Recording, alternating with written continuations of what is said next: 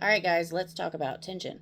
So these are some tension sticks that I wrapped probably 5 years ago at this point, where I was showing what correct tension you should be wrapping in, and also what to look out for when you're wrapping too tight, you're wrapping too loose, and where you should be somewhat in the middle.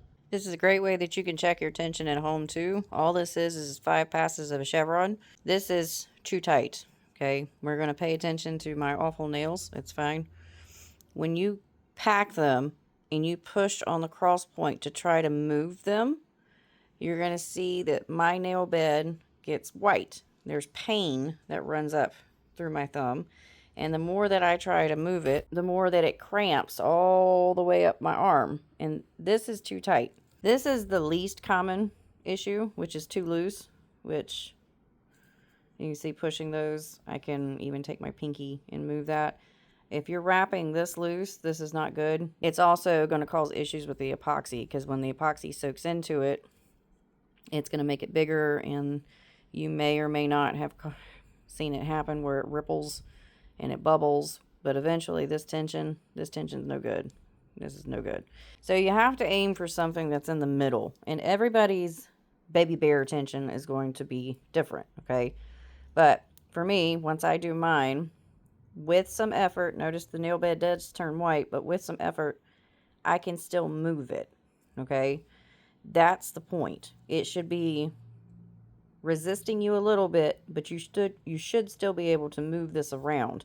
And when it comes to how it is wrapped around the blank, these pack easy. There's no issues with that. They look and appear to be loose, but they're not.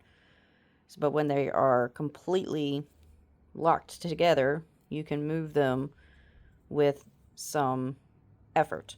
So I hope that helps, because tension in your wraps will make or break whether or not you can move threads around.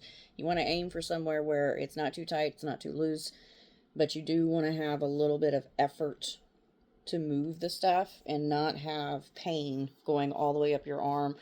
Too tight, you're going to constantly be busting threads. You're going to be constantly fighting. You're not going to be able to get things to pack up nice and tight.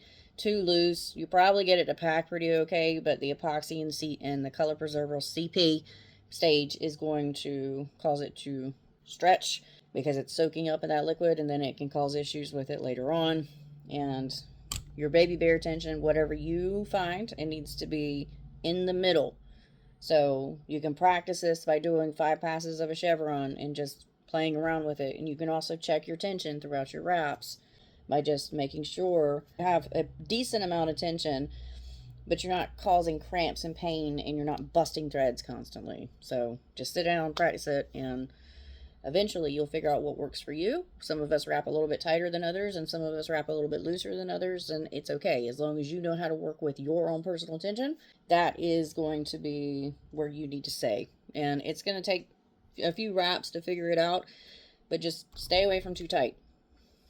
Too tight is no good. No good.